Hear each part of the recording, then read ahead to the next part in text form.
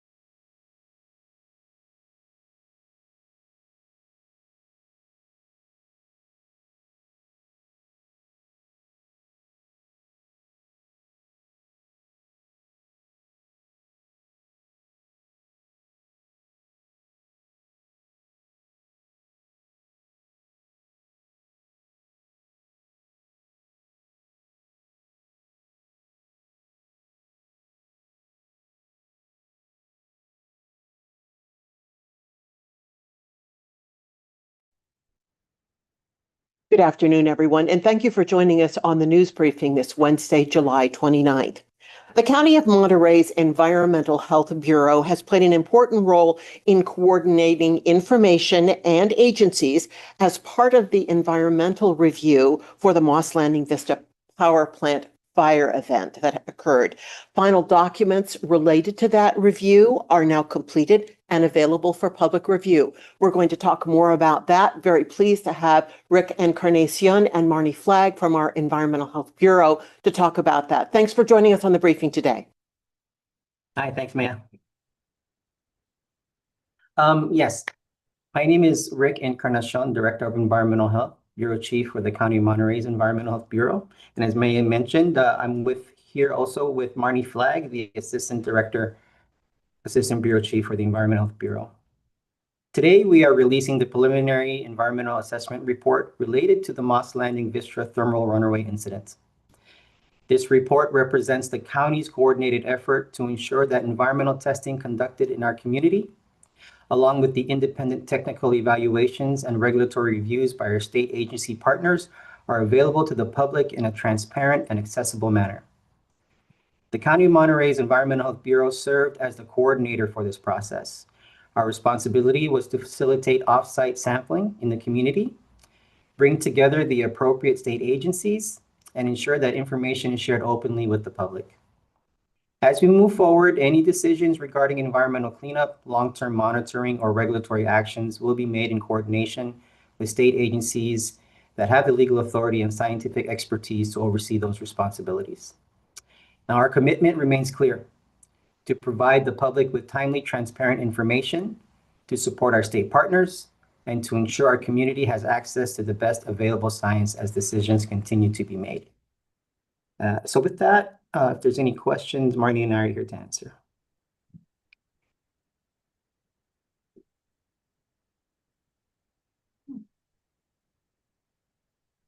I think you're on mute, Maya.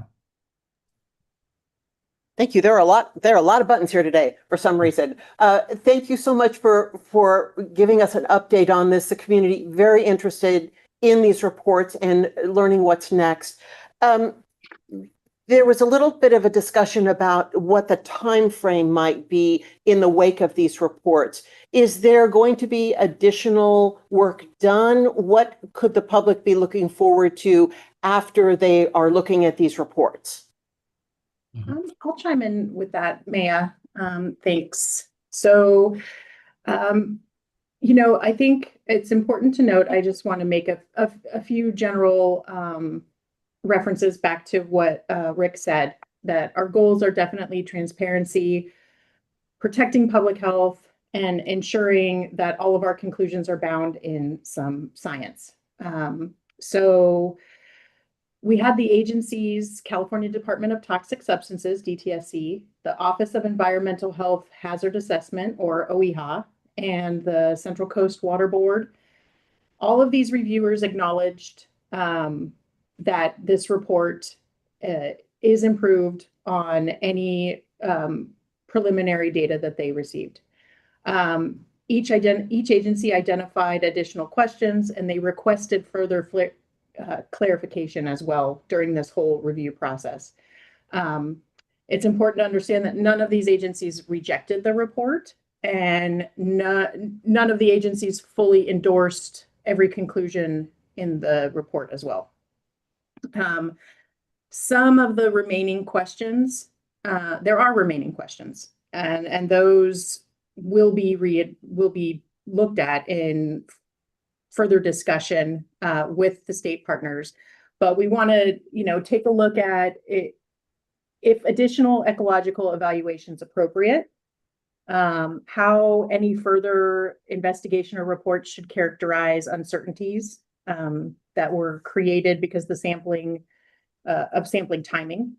And then we want to take a look at whether additional biological information should be collected as well in the nearby areas. But it's just important in answer to your question, it's important to reiterate that the scope was only evaluating off-site soils that were sampled, sediments, and some surface water samples that we pulled. It's not making any conclusions about groundwater, on-site contamination, or any broader watershed investigations. Marnie and Rick, I know you just put a link in the chat. Can you tell people where they can find the report, which is now, these reports are going to be online and available for review? Correct. They'll be released at 1 o'clock today, and they'll be on the Ready Monterey County website. And so getting back to your points about who else was involved and what they did or did not do in terms of what these reports said, it sounds like there is still work to be done. And for people who may have been concerned about what happened, I think there's encouragement in that really the look at this is not over. Right. We expect some additional work, further evaluation of sediment findings, ecological analysis, some clarifications of things that were reported, and continuous groundwater investigations too. The Central Coast Water Board, it has an order out that's assessing the groundwater and any aerial deposits, watershed transport. So they're definitely on the case, and their findings are still to come. But they have their own regulatory research and policy processes. And this report will help inform them and the further things that they're going to do. And speaking of further, I'm wondering if you could put things into context and let people know kind of who does what, because there were a lot of agencies that had a lot of work involved in this. What was the environmental health role, and then what was the state agency role? So our role is to coordinate and facilitate all of the agencies. And, we're not the subject matter experts in this, so we went and found them and pulled us all together to take a look at each of our specialties. The county's role, environmental health, it's really to ensure that public health remains a priority. It's going to stay the priority. And we're going to make sure that the regulatory agencies have the information that they need. And we also want to make sure that the public has accurate and transparent information that we have. We want to provide to them this whole time. So, it's key too that we rely on the public to tell us things that are happening too, and to give us feedback. So, if they there's an email address associated with the press release, ehinfo@countyofmonterey.gov. And emailing that will help us kind of keep on track with what the public needs and how we can direct our agencies to produce that. And so I've got an incoming question. I'm going to take it in two parts. And one is for me and one is for you, Rick and Marnie. The first one is, why are county officials talking at a public meeting about a report that has not been released to the public? The reason why we're doing it right now is because our news briefing is scheduled at noon, and that is when people were available. The report is being released at 1 o'clock, just simply in advance of this conversation. This news briefing will go online and people can reference it after the reports have been released, but it was just all about timing. The second part of the question was, what are the conclusions of the report? And I think you spoke briefly about what some of the findings were. Can you talk any more about any additional conclusions? I think, the report evaluated the soil, sediment, and surface water following the fire. Based on those samples that were collected, the consultant that wrote the report concluded that the samples did not pose an unacceptable risk to human health or the environment. So I think it's important to understand that this is coming from the perspective of Vistra's consultant, and the conclusions that they made are from that, with the guidance of our state partners. And for the public that's going to navigate reading these reports, I'm wondering if you might give them a few guidance tips, because these are big reports. There's a lot of information there. Is there any, guidance on what the public can be looking for as they try to look through all this information? It is a big report, Maya, and it is difficult to sift through. So I recommend just taking it section by section. The conclusion section, that's important to read first to get the gist of what the consultant is saying about the project as a whole. If you're not a data-oriented person, it's going to be difficult to sift through all of the sample data and everything else that's in the report. And, if you have questions about that, if you email us, we can forward it to the consultant and try to get you an answer on that. But those will be hard. But I would definitely stick to the introduction, the conclusion, and then seek help with the other sections that you may have questions on. And then another question here, will the report be presented to the Board of Supervisors with some analysis? So the board will receive the report as well. It is being released today. And they will have the opportunity to read the report as well as our agency partner comments. Environmental health won't be producing an interpretation of the report. So they will need to utilize the OEHA and DTSC comments to pull from there the information that they need. I'm also wondering if you could say again the email for the public that has questions about this, because as you said, this is a big report. There's a lot of information there, and there's a lot of community interest in what it has to say. So if you could give us that email again right now. Sure. ehinfo@countyofmonterey.gov. And then prior to this report, I know that people have questions. Can you kind of give a snapshot of one of the most common questions that people have had to date? I think one of the most common things that we're seeing are health effects, and is my issue being caused by the fire or the smoke plume? And that is something that this report was trying to get a grasp on, if there were, environmental effects from the incident. Basically, the report notes that there's no concluding evidence that there is an environmental effect for long-term exposures.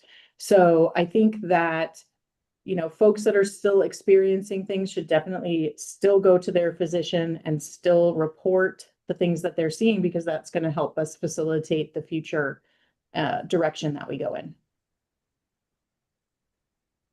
And here's a perfect timing. I have one more question for you. See if I can catch it all.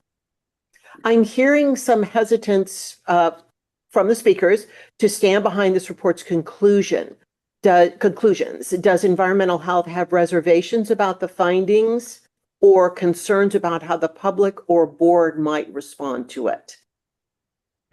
No, I think it's any hesitation is that I'm looking to make sure I express the right words. It's a big report and I want to make sure I get it right. But that being said, environmental health facilitated, you know, we brought the state partners and Vistra and their consultant together to produce the report. And we had our experts, OEHA and DTSC, make the comments and the water board on there. So since they're our subject matter experts and they're not saying that the report is false or that they totally disagree with it, we'll err on the side of our state partners. And then Yeah, I'd like to add to that, if I may. There is no hesitance on Environmental Health Bureau standing by this report. It was very highly coordinated, a lot of experts in the room at the state agency levels, and holding Vistra accountable to participating in this report, having professionals involved. So we do stand by this report. We'd also like the public to know, like what Marnie has been mentioning, you know, we're your local health inspectors. We're here to facilitate information and provide transparency, as well as try to coordinate the expertise and bring that into the county so that actions are done appropriately. You know, this next question might help you expand upon that a little bit. Is Monterey County Environmental Health writing its own independent report or relying on Vistra's consultant? How can the public be assured that they are getting an independent assessment and not something biased from the company that is responsible for the fire? I can let Marnie chime in on this, but I just want to say, again, the process in producing this report was done in conjunction and cooperation and guidance from our state partners, the professionals, DTSC, OEHA, CDPH. These are the professionals you want in the room, especially for the local levels, to assist the locals in providing this information. And then Marnie can chime in. Exactly. That's, you know, when our state partners are able to comment and take those comments back to the consultant, and then they review them and, you know, update and take those things into consideration, that's definitely a collaborative effort. And that's what happened. So with them having their opinions heard, their letters are going to be posted as well for transparency, so everyone can read the points they made and the facts that they went by. I think that definitely shows that it was a partnership and they were involved in that. And another question, it was mentioned that state partners did not endorse all the report's conclusions. Are those noted in the report? So those, you can find all of that in the subsequent attachments that will be available on the website, the statements from our state partners and the final suggestions that they had in court in reference to this final report that was released. So then is this a preliminary, and this is another question, is this a preliminary report and will there be a final report coming in addition? This is the final report. This is the final PEA report. Any last things that you would like to say, Marnie or Rick, and then any other additional questions from our partners online? Give people that opportunity. I just want to say, you know, this report is a milestone in the process. It's not the end, it's just a milestone. I think our independent, our partners, the agencies, they've acknowledged that there should be improvements. And they've also identified good points in the report as well. And I think, these questions will come from the report, and, we'll have to address those in the coming future as well. And then one additional question, is anyone else doing any other reports looking at environmental or health impacts of the fire? Or is this the only one? This could be the only one with the state involved, but who else is out there working? I believe there are other people working. There's a local group that's working. And, we're happy to work with them and give them all of our information as well, should they need it for their report. But since this is the first one to come out, I think it will influence any other ones that follow along. Any other additional questions before we move on to the next topic? Any other additional things from you, Rick or Marnie? Nope. Thank you. Thank you so much for being on in advance, trying to fit your time in advance of the release and get this information out. Really appreciate you both being here today. Thank you, Maya, and I've loved doing the briefings with you. On to our next topic. The annual point-in-time count provides a snapshot of those experiencing homelessness in our community. The 2026 count was done at the end of January. The data is in, and it's showing some good news as far as efforts to reduce homelessness. We're going to talk about the numbers, but why also we can't be complacent with this good news. We have Roxanne Wilson, our Homeless Services Director, to tell us more. Hi, Roxanne. Hello. It is with great honor and pleasure that we announced that the Coalition of Homeless Services Providers had released the point-in-time count for 2026. And with that, we have seen fairly significant reductions across the board. For overall homelessness, we have seen a 15% reduction. And for unsheltered homelessness, we are actually looking at a 23% reduction. I'm going to share this screen just for those on the call. Oh, wrong button. Sorry. I keep pressing all the wrong buttons. Share. I think this will be helpful. There we go. Okay. So as you see again, this is the third point in time count in the last 4 that Monterey County has experienced reductions. So we're very proud of the work that is happening in this community. It does demonstrate that all of the different sectors are starting to close the gaps, and that we are doing exactly what the funding is asking us to do. We're looking at unsheltered homelessness. We're decreasing overall homelessness and increasing the number of individuals that we're pulling into services. Another important screen that I want to share with you is here, because as noted, we're seeing reductions across the board. The screen that you're looking at right now, this is for the subpopulations. Veteran homelessness had a decrease of, let me do the math, 43%. Chronic homelessness is down 39%. Family homelessness is down 30%, and there's a 37% decrease in unaccompanied children and transition-aged youth. This is probably something that people are very interested in. It is by jurisdiction. You will note that in the city of Soledad, Greenfield, Delray Oaks, Carmel, anywhere where there is a star, the consultants that put together the report did not include a percentage decrease, because that means that the numbers are below 25. The most substantial area to draw your attention to is that unincorporated homelessness has went down 72%. And I think that this is tied to the 3 encampment resolution funding programs that the county has rolled out. One to address the encampment right outside of the city of King. Another one is to address the encampment near Soledad. And the third one is to address the encampment in the Pajaro River. The Pajaro River does still have people living on there, but one of the things that the Continuum of Care had done this year, which has been different than other years, is that they worked with the County of Santa Cruz to ensure that the point in time count was done on the same day. and that reduced duplication of count on the Pajaro levy. There was also an increase in King City, but that is a little, it's about timing more than anything. As many of you guys are aware, the city of King worked with the county of Monterey and the housing authority to open up their project Home Key, which is known as Casa de Esperanza. What originally happened is we moved all of the individuals that we identified who are experiencing homelessness on the King City River and around King City inside of a hotel while we waited for Casa de Esperanza to open.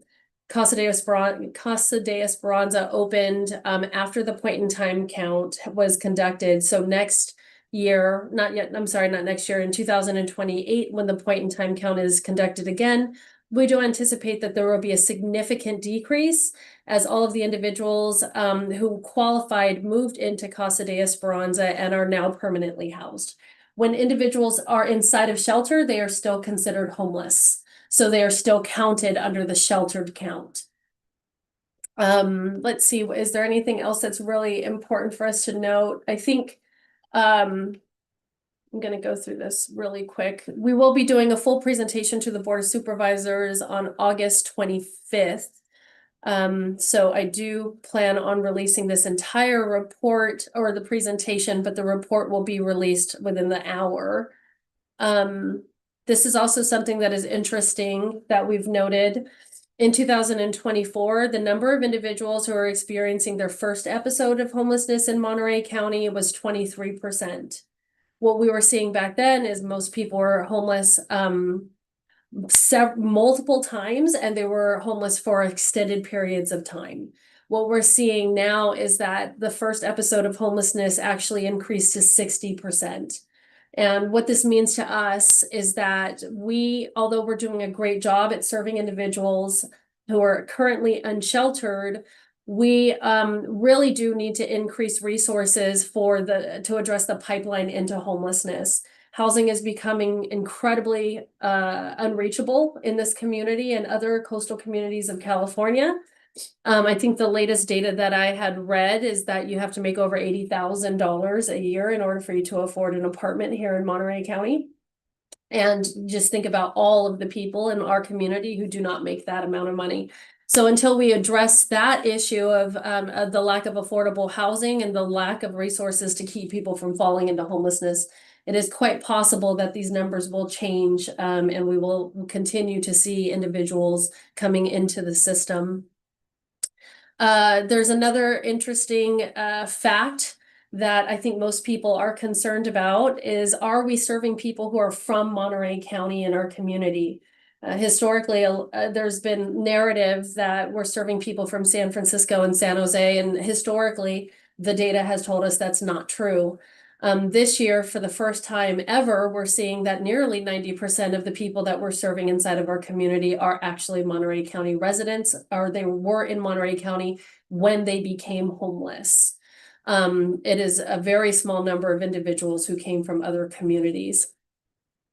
I think at this point, this is the total. Actually, this is a good one as well.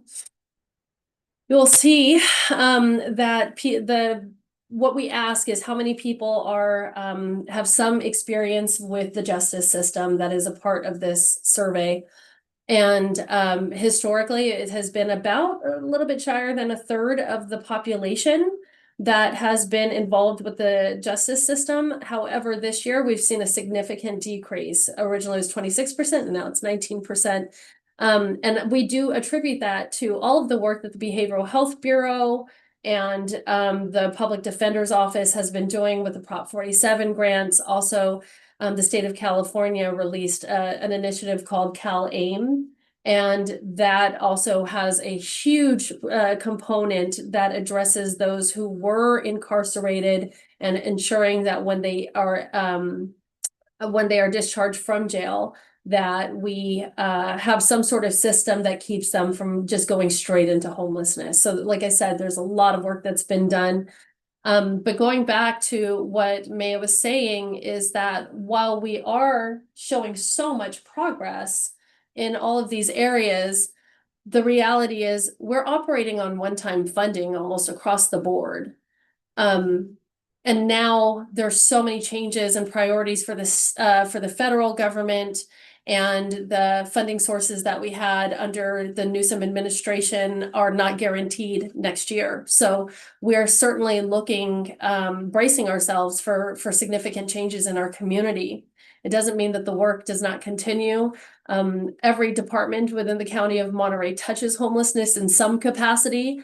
We certainly have several meetings with Public Works Department and Bridge and Facilities. We also have meetings consistently with the Health Department and with Department of Social Services and all of the bureaus within.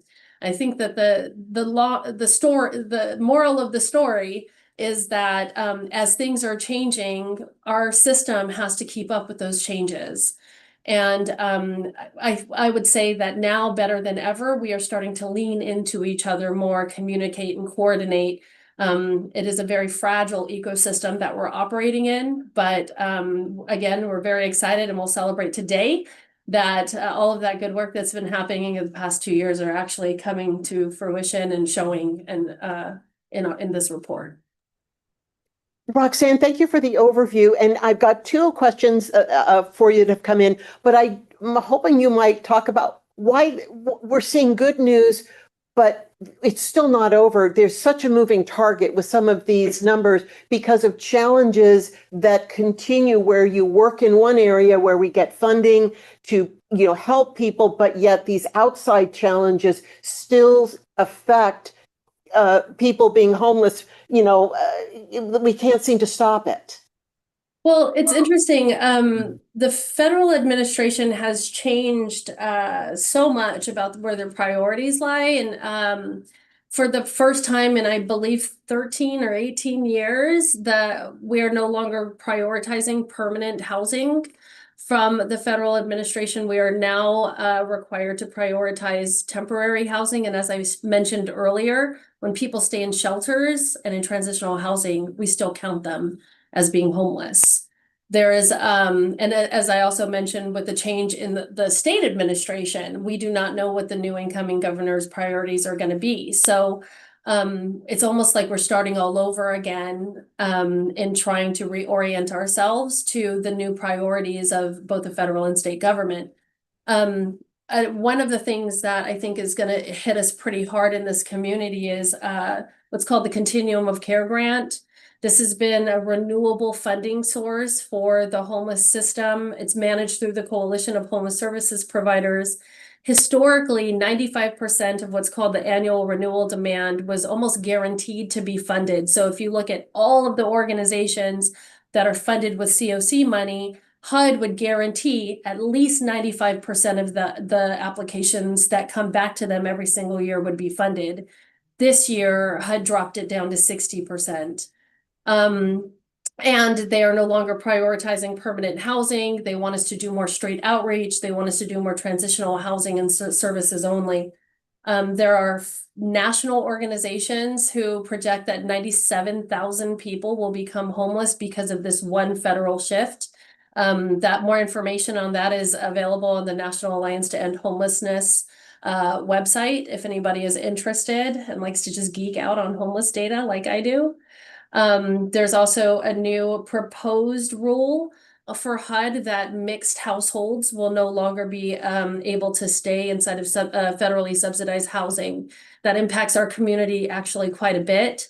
The mixed household status essentially means, let's just say, for example, mom or dad are not citizens or not residents of the United States of America, but the husband and children are. Essentially, what would happen is that the local housing authorities would just prorate the rent and not count the mom or the dad or whoever is undocumented inside of the subsidy.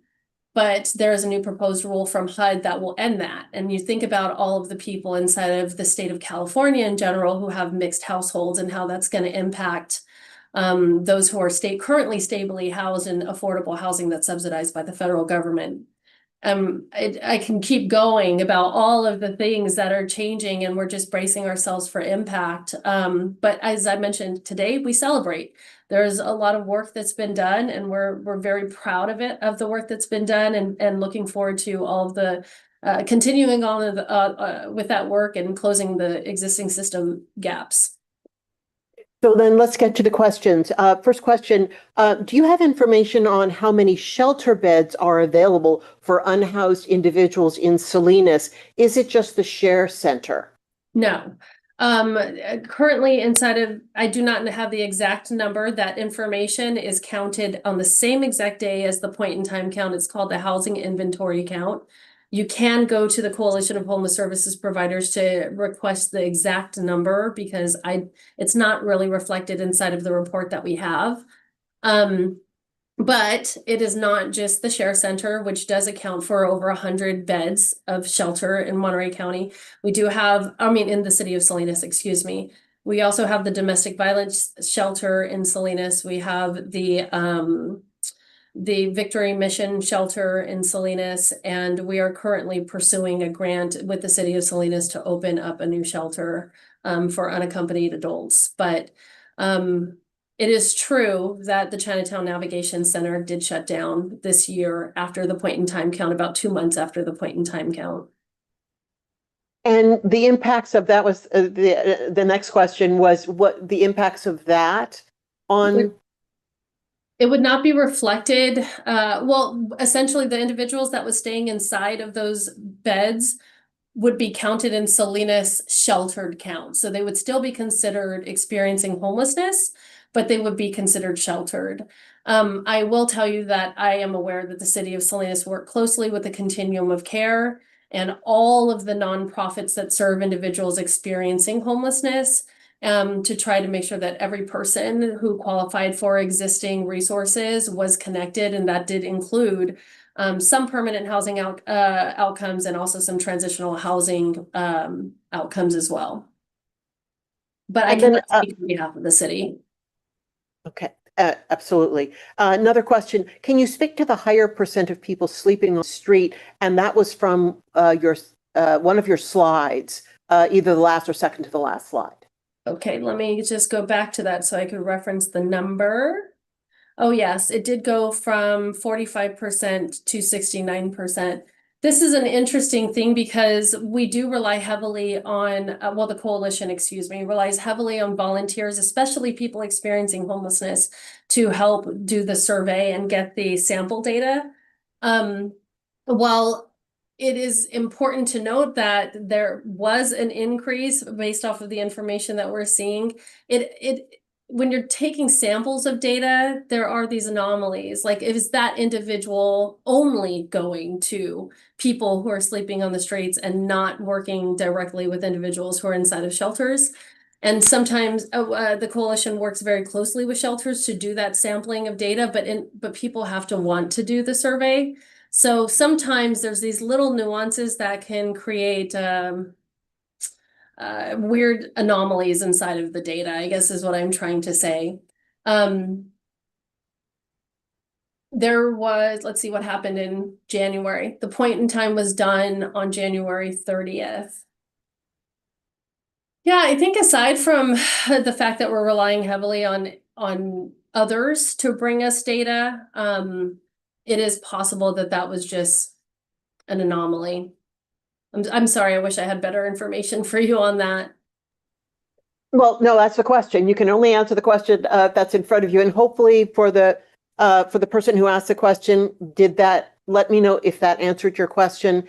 And I got that as a yes. Thank you. Any other additional questions for Roxanne before we move on to our next topic? Roxanne, really appreciate you jumping in kind of at the last minute. I know this information was just evolving today, and I really appreciate your time. Thank you so much. Have a good one. So now we're going to move on to talk about the South of Salinas Highway project. If you commute on Highway 101 south of Salinas, you have been hearing about this project that is coming up at the beginning of next year. There are actually 2 projects that are a part of this, and they're going to make some dramatic changes. We're very pleased to have Meg Henry. She is the project manager with Caltrans, and also John Olejnik, also with Caltrans, to talk about this. Thanks so much for being on the briefing today. Hello, thank you so much for having us. My name is Meg Henry. I'm a Caltrans District 5 project manager, and I manage all of our projects in the South Salinas corridor on Highway 101. And I also want to introduce, before I start my brief presentation, I want to introduce John Olejnik, who's our District 5 Office of External Affairs Chief. And he may chime in at the end of the presentation and answer some questions as we go along. So jumping right in to be sensitive to time, we actually have two projects in the corridor that we'd like to highlight for everyone here today. The first one is what we call our South of Salinas Access Management Project, otherwise known as the Safety Project, which is a short-term project in the corridor. It's coming up fairly soon. And after I talk about that one, I'll switch over and talk about our longer-term corridor improvement project. So the South of Salinas Access Management Project, the Safety Project, is addressing this issue. Most of you have probably driven through this corridor, so you have a visceral sensation of what it's like when folks are making the left turns. We statistically are seeing at least one fatal injury collision per year in the corridor at these 11 at-grade intersections. So the Safety Project will be closing the median to address the left turn issue. Currently, this is the existing condition of the South of Salinas corridor. So when we say the South of Salinas corridor, we are referring to the segment of Highway 101 between Chular and the south end of Salinas, or just south of the Airport Road off-ramp. And as you can see, these gray dots identify each of the 11 locations where we currently have at-grade intersections. 7 of them are local roads, 4 are driveways. So what the Safety Project will do is it will actually put up a new median barrier, which will preclude any further left or U-turns. So again, this is our near-term project, and it's meant to go into effect only until our longer-term corridor improvement project comes through and completely updates this corridor. But once this goes into effect, there will be no more left turns at any of those 11 at-grade intersections. Right in, right out will still be possible. And this is just an example of a median barrier a little bit further north on 101, but it's a good example of what will still be possible. So here's a local road that you can see interacting with the highway. And obviously people driving onto or off of this road are still able to make right-hand turns off, right-hand turns on, but no left across that barrier, obviously. Now we're going to have a metal beam barrier, so our barrier will look a little different than this concrete barrier, but same end result. We'll also be, as part of that project, doing a few improvements in the community of Chular. One is that we'll actually be widening and lengthening the southbound off-ramp into Chular, as well as widening the top of the ramp to better accommodate truck movements. We're also, at the request of Supervisor Lopez and the community itself, adding another stop sign on the westbound leg of the Grant and Main intersection. So when does this happen? Pretty soon. We are actually out to bid right now for a contractor on this project, and we expect to be awarding the contract to a contractor in October. So we're projecting an approximate construction start date somewhere between November and January, depending on the time they need to mobilize and weather and so forth. But our target date is to at least have temporary barriers up, closing all 11 of those intersections, not later than March 1st of 2027. So it could be a little bit sooner than that, depending on how quickly our contractor mobilizes, but the target is to be closed by then. And that's a date that we here at Caltrans we went to the community, especially the agricultural community, and talked with them about the winter travel patterns versus the spring mobilization for farming in the area, and determined that March 1st will be the optimal time to get that in place before the spring activity really ramps up.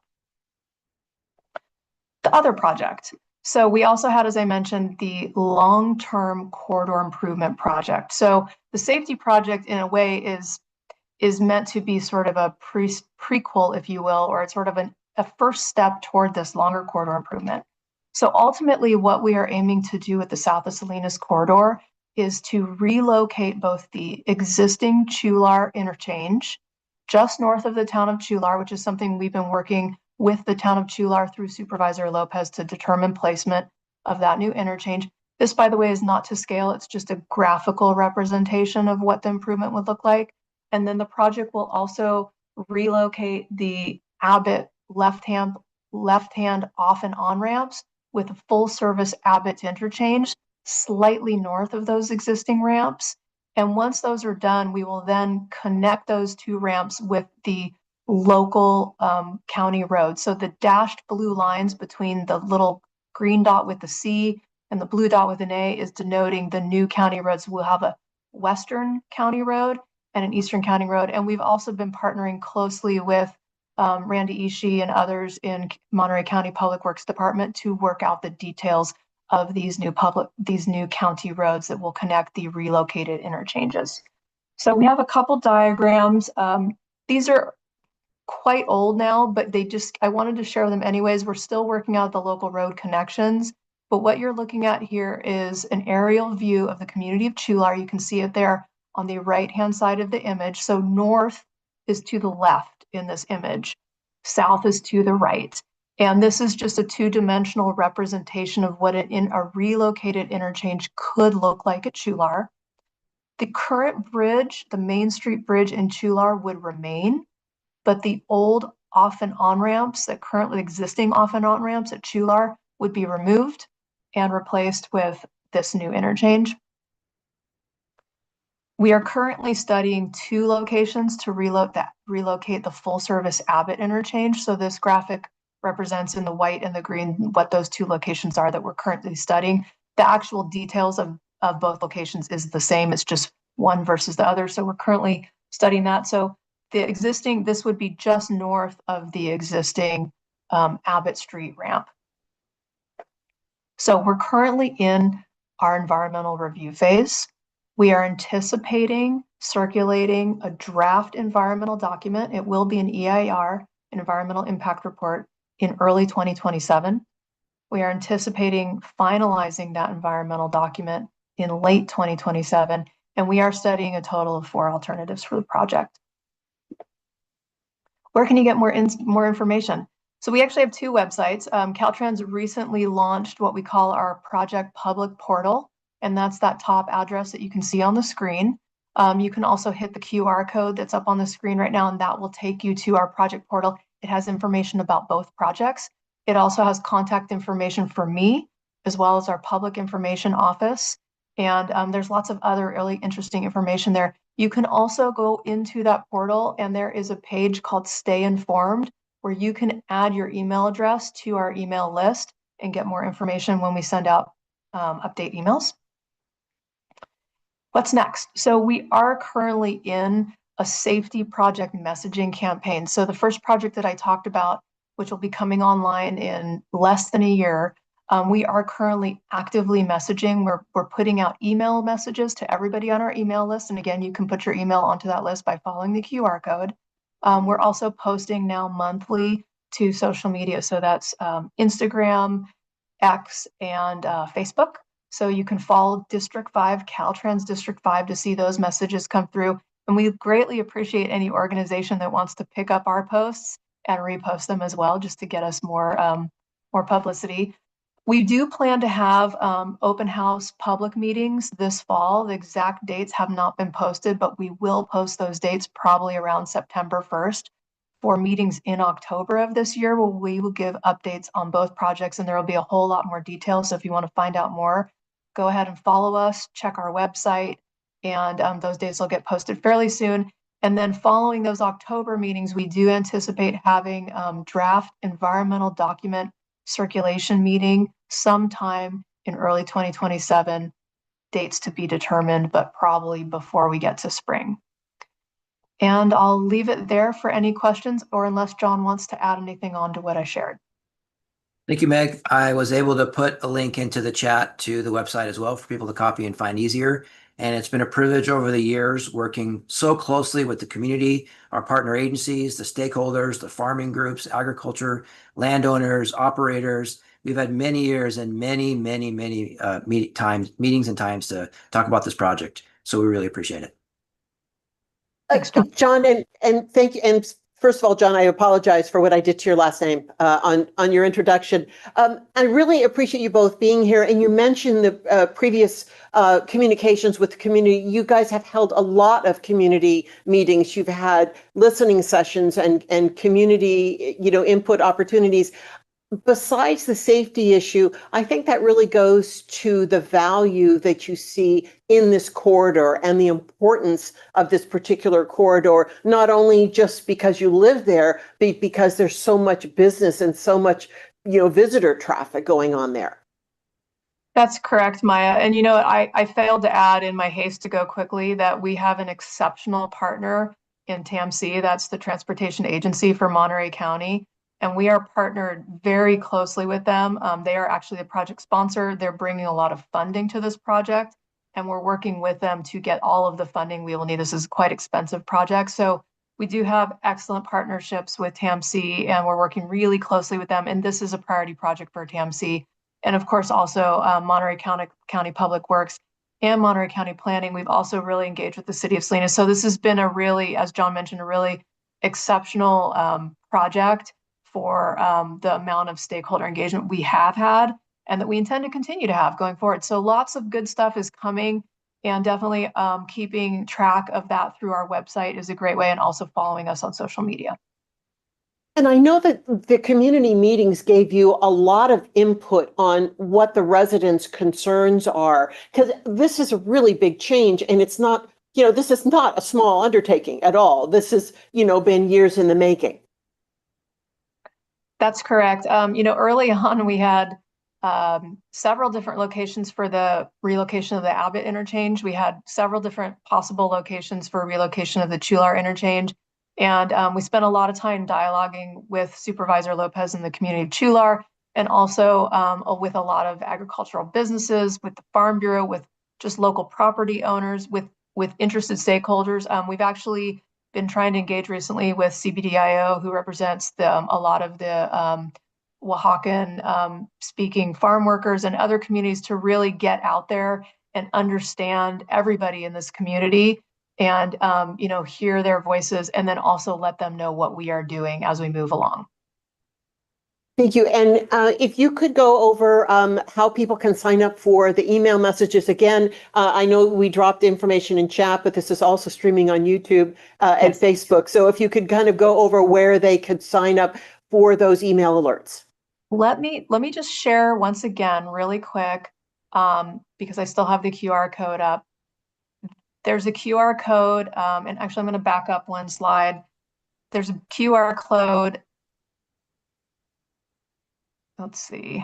Can I back up a slide? There we go. Okay, so there are the top URL on this page. Hopefully you're seeing the two website links here on the page I'm sharing. The top URL is the URL to the Caltrans project portal. And that QR code will also take you there. So you can just grab that hopefully right now.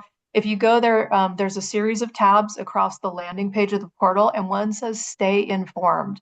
So if you go to that, there's a very simple page where you literally just put in, I think, your name and your email address, and that will come to us, and we can then add you to the master contact list of interested parties we have for emails, so that when we email out to let folks know about project updates or upcoming meetings, you'll receive an email for that. Meg and John, thank you so much for being here to talk about this project. This is so important, and it's going to be such a big change. And I think it will help people get ready for the patience that they're going to need, because with road construction comes a new way to be calm in the car, because it's for a greater purpose, right? Exactly. Thanks, Maya. Well put. Thank you. All right, finally, last but absolutely not least on the briefing today, for nearly 20 years, your county WIC program has held an awareness event supporting breastfeeding and mothers. It started as a community walk. If anyone was around Salinas 20 years ago, they saw mothers and their babies walking through the neighborhood to raise awareness. And now it has really blossomed into a full-on health fair with community partners. So we're very pleased to have Maria Saavedra and Jazmin Medina with our health department to talk about this breastfeeding awareness fair and walk. They are doing the walk still, aren't they, ladies?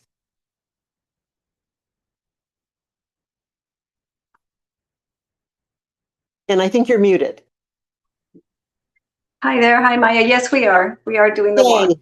Yes. So wanted tell to- us more about the fair. What can people expect this year? So we're trying to share our screen, so hopefully we do it the correct way. Go here. Okay. And well, good afternoon. My name is Jazmin Medina. I am a certified lactation counselor here for the Monterey County WIC program. And in August, we do celebrate breastfeeding with our annual health fair and our walk. Hola, and I'll be doing the Spanish version of this. Hola, soy María Chayo Saavedra, especialista de lactancia con el programa de WIC del Condado de Monterrey.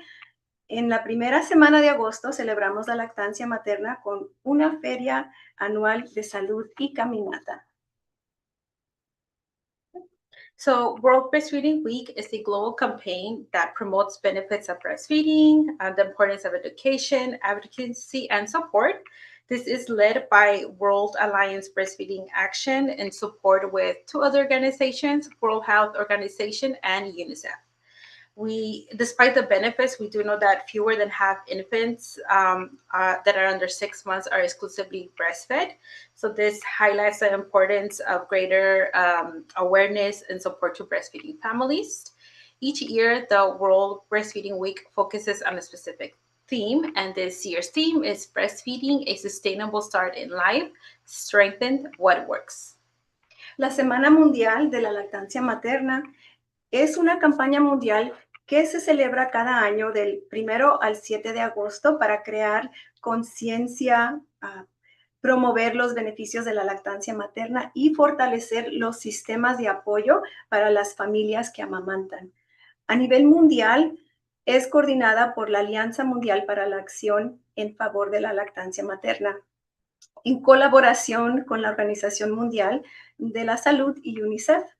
A pesar de sus beneficios, menos de la mitad de los bebés menores de 6 meses reciben lactancia materna exclusiva, lo que pone de manifiesto la necesidad de brindar mayor apoyo y educación sobre esta práctica. Cada año, la Semana Mundial de la Lactancia Materna se centra en un tema específico que aborda distintos aspectos de la lactancia, como el apoyo de la comunidad, las políticas en los lugares de trabajo y los sistemas de atención médica. El logo de este año es Lactancia Materna, un inicio sostenible en cualquier circunstancia. Fortalezcamos las acciones que funcionan. And let's review what the American Academy of Pediatrics and WHO organization's recommendations are when it comes to breastfeeding. So it's exclusively breastfeeding for approximately 6 months after birth. After 6 months, introduce complementary foods while continuing breastfeeding, and continue breastfeeding until at least 2 years of age or older, as mutually desired by mother and child. Queremos compartir las recomendaciones de la lactancia de la Academia Americana de Pediatría y la Organización Mundial de la Salud, que son las siguientes. La primera es lactancia materna exclusiva durante aproximadamente los primeros 6 meses después del nacimiento, y después de los 6 meses introduzca alimentos complementarios mientras continúa la lactancia materna, y finalmente continuar la lactancia materna hasta por lo menos los 2 años de edad o más, según lo desea la madre y el hijo. And next, here we can see a comparison of our state versus our county breastfeeding rates. So as we can see, in general, our Monterey County rates are higher than our state average. And luckily, those rates are being slowly increased over time. Our breastfeeding team has been working very diligently to promote breastfeeding and to make it easy and supported choice for our families. Aquí podemos ver una comparación de las tasas de lactancia materna del programa de WIC del Condado de Monterrey contra las del Estado de California. En general, las tasas de lactancia materna de WIC del Condado de Monterrey son más altas que el promedio estatal. Afortunadamente, las tasas han aumentado lentamente con el paso del tiempo. Como pueden ver, nuestro equipo de lactancia materna en WIC ha estado trabajando bastante para promover la lactancia materna y hacer que amamantar sea la opción más fácil. We wanted to share additional breastfeeding resources. Our page, 831 Breastfeeds, is a collaboration between 3 local agencies, Monterey County, Santa Cruz, and San Benito. We have La Leche League of Monterey County as well, and of course, our WIC program. Para más ayuda con la lactancia, aquí están 3 recursos locales. La página electrónica 831breastfeeds.com, que es una colaboración entre los 3 condados el de Monterrey, Santa Cruz y San Benito. También está la Organización Mundial de la Liga de la Leche del Condado de Monterrey y, claro, nuestro programa de WIC del Condado de Monterrey. And finally, we wanted to invite you to our 19th annual Breastfeeding Walk and Health Fair that will be taking place next Tuesday, August 4th from 11 to 2 p.m. The walk does start at noon, and you get a free t-shirt if you walk. It will be here at our WIC office, 632 East Allison Street. So please come by, bring your family, friends.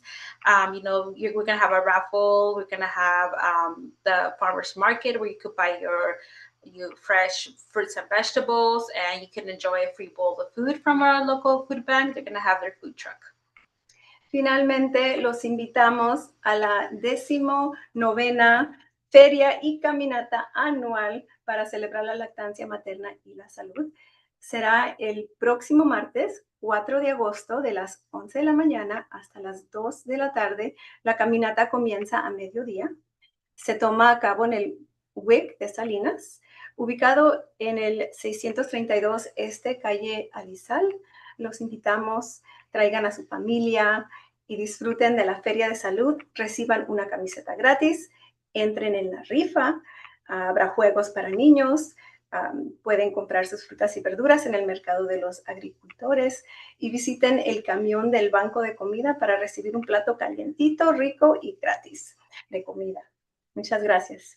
We hope to see you there. And remember, recuerden, yes, we can do it. Sí se puede. Sí podemos. Thank you. Oh, the screen was still on. You have to do it again. Okay, we say hope to see you there. And remember, Sí podemos. sí podemos. Yes, we can. It's from our t-shirts that we have here for this year. Those are awesome. And so if people walk, they're going to get one of those t-shirts? They will get a very nice t-shirt. It won't be exactly this one. This is to distinguish our staff, but they will get a t-shirt, and it is a very nice t-shirt as well. So ladies, you talk about the increase in breastfeeding in our county. Do you think that locally having this fair and this kind of community engagement has really helped with those numbers? I feel, yes, definitely. These type of events definitely create awareness, which is what we need. But I also feel that the work we do every day here at WIC and also the work we do in the community, we do work with the local hospitals, local clinics. So we do put in a lot of work. And sometimes it's very difficult because, it's sad that not all babies are exclusively breastfed for that long. And we want to extend that. And we just want to make sure moms get the resources. And what I find interesting is that this program, this WIC program, works mostly with the agricultural working moms. And that's a big challenge when it comes to pumping at work, if you can imagine that. It's not like they have an office where they can sit and pump. Yet, a lot of them are still trying. So I think that speaks volumes of the WIC program. Working mothers need help all the time and in many different levels. You mentioned what WIC, a little bit about WIC. Can you briefly describe for those who don't know what WIC offers?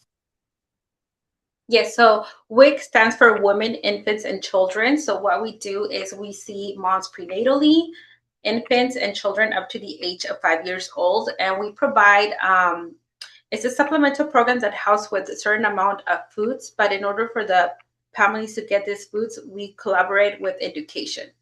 So what we do is, we create that relationship with the families. They come, they do appointments, they receive a lot of education, not only during pregnancy, but also for infants and just children in general. And each month they get like a card where they are being able to purchase, necessary groceries, whole grains, fruits and vegetables, dairy. But I think the important part of it is just the education part, that they're getting that education part each time they come to their appointments. Ladies, thank you for all you do at WIC, and thanks for, it's going to be another great year, I just know it. Thank you. Thank you. And thanks everyone for joining us. Well, before we go, and Maya knew this probably was going to happen when she saw me walk in the door, I just want to let you all know that this is, Maya is retiring from the County of Monterey, and sadly, this is, she's leaving us, well, not too far. She's going to stay in Salinas, but she's leaving our little team here. And I just didn't want to let you all go without acknowledging her tremendous talent during these news briefings. She's done an amazing job, and she's going to kill me after this, I'm sure. But we are going to miss her tremendously. And to everybody who's watching this now and everybody who will watch this in the future, there's no one going to do as good of a job at this news desk as Maya Carroll has done for the last many years and her 25 years here with the county. So on behalf of the County of Monterey and the Communications Bureau and the County Administrative Office, Maya, thank you so much for everything. Thanks for making me cry. And that's the end of our news briefing this week. We'll see you back. Now, wait a minute. Then you have to give me a chance to thank everybody. There you go. Because the news briefing started during the pandemic as a way to get quick information to residents and the press when they really needed it most. And it has stayed going all that time only because county staff stepped up and realized that it was a way for them to share. It's happened because people came and stayed and watched and took that information. So for all the people who have participated with me all these years, I thank you. And our next briefing is next week.